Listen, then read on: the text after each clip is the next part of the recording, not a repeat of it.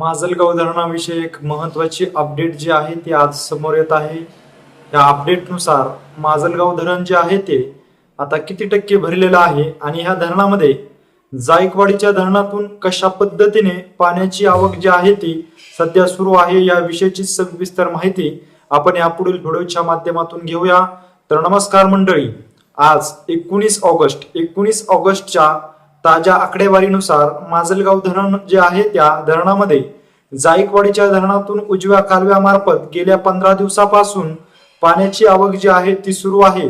सुरुवातीला ही जी आवक होती ती 500 क्युसेसनी होती, त्यानंतर त्या आवकमध्ये 200 ने वाढ करण्यात आली, परत 200 ने वाढ करण्यात आली आणि त्यानंतर परत 200 ने वाढ करण्यात आली। असं एकूण साधारणतः 1100 क्युसेसने पाण्याची आवक जी आहे ती माजलगावच्या धरणामध्ये जायकवाडीच्या धरणातून काही काळ चालू ठेवण्यात आली होती।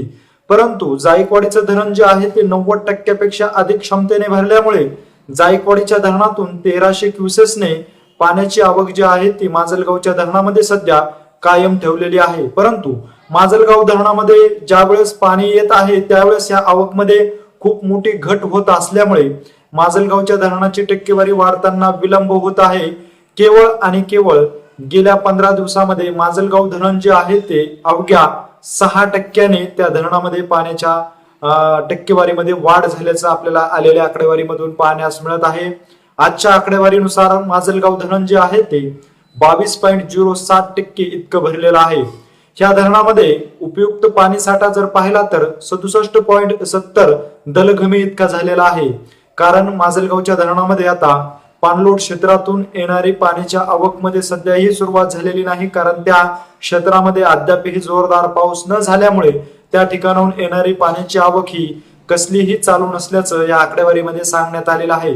केवळ जायकवाडीच्या धरणातून माजलगावच्या धरणामध्ये पाण्याची आवक जी आहे ती सध्या सुरू असल्यामुळे माजलगावचं धरण जे आहे ते 22% पर्यंत पोहोचलेलं आहे। परंतु जायकवाडीच्या धरणातून ज्यावेळेस माजलगावच्या धरणामध्ये पाण्याची आवक येत आहे या आवकमध्ये सातत्याने घट होत आहे। कारण जर साधारणतः पाहिलं तर 140 ते 50 किमीचा अंतर जो आहे तो जायकवाडी ते माजलगाव धरणाचा आहे आणि गेल्या 15 दिवसापासून या 150 किलोमीटरच्या अंतरामध्ये पावसाने दडी मारल्यामुळे पिकांना आता सध्या पाण्याची अत्यंत गरज असल्यामुळे ज्या पद्धतीने शेतकऱ्याला मिळेल त्या पद्धतीने उजव्या कालव्यामार्फत पिकांना पाणी देण्याचं काम जे आहे ते शेतकरी वर्ग करीत असल्यामुळे माजलगावच्या धरणापर्यंत पाणी जे आहे ते पोहोचण्यासाठी खूप मोठी यामध्ये घट होत असल्याचं आता समोर आलेलं आहे।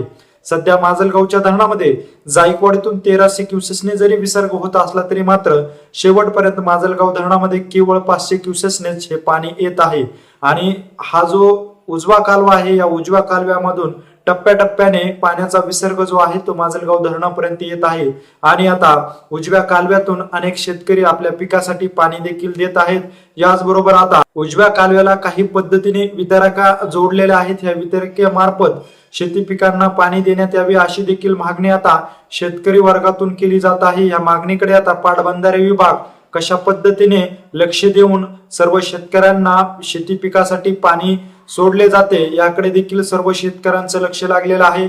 याविषयीची देखील माहिती आमच्यापर्यंत जर पोहोचली तर आम्ही तुमच्यापर्यंत लवकर पोहोचू।